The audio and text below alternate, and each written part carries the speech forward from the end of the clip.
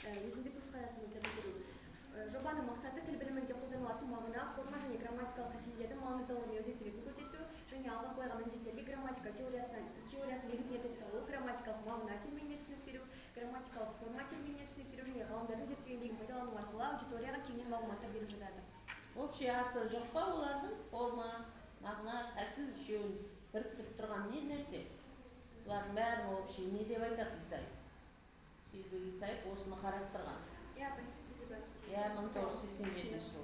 Сөйтіп олардың общий атауы не болды саналып жалпы атауы? Форма да кіреді, оған тәсіл де кіреді, мағына да кіреді, категория да кіреді. 4 нәрсе бар ғой өзі. Сол 4-еуі де кіретіннің аты не? Грамматикалық. Енді Исаевты оқысаңдар айтсаңдар, кітабының аты не? Исаев бізде грамматикалық тәсілдер 3-ке бөліп қарастырылған. Сендер тәсілге ғана тоқталдыңдар ма? Жоқ, Исаевта тәсілге ғана тоқталдыңдар ма? Жақсы, барлық тәсілді әдемілеп жазыпсыңдар, көріп отырмын.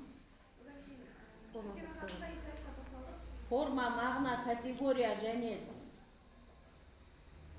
Исаевта не деп тоқтап тұрсыңдар?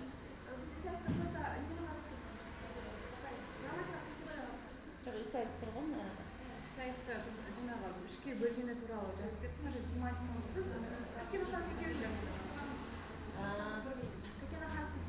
Ол тәсілдерді сөйтіп өтеміз ғой, ол морфологияда өтесіңдер. Ғы Исаев деп қойғандар ма? Ғы емес қой оны аты. Сейілбек Исаев. Жөнде дереу. Қандай кітабында? Қазақ тілінің грамматикасы туралы жауап тұрды. Қазақ тілінің грамматикасына ғылыми сипаттама. Сосын қазақ 1987 жылғы кітабы, 87 жылы шыққан кітабында Әкәкен ақан болды. Сы ақан деп қойды ғой.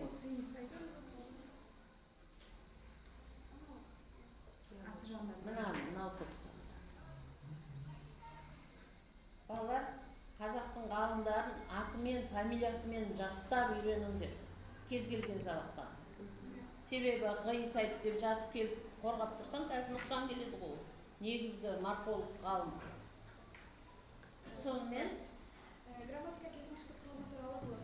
Тіліміздегі сөздердің түрленуінің байланысы арқылы сөйлем құрау жүйесі, оның әдіс тәсілдері мен заңдылықтары. Бізде осы Әкәкен аханның тілдің негіздері атты еңбегінде грамматикалық тәсілдерді 7-ге бөліп қарастырылған. Аффиксация тәсілі. осының бәрі 7 тәсілде бар ма қазақ тілінде? Жоқ. Бұл жерде Қайсысы жоқ? бізде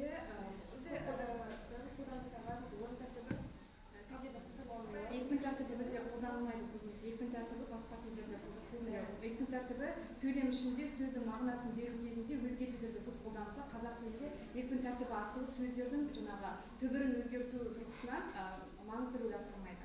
Жақсы, ол функциясы жоқ, өте жақсы байқаған. Исаев болса ішкі инфекция тәсілі қазақ тіліне жат болып саналады деп. Жақсы, интонация тәсілі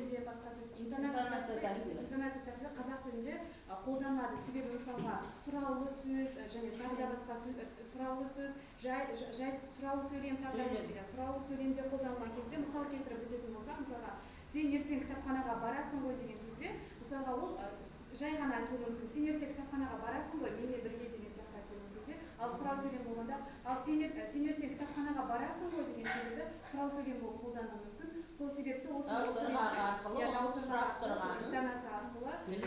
сөйлемнің қандай жағдайда қолданылып тұрғанын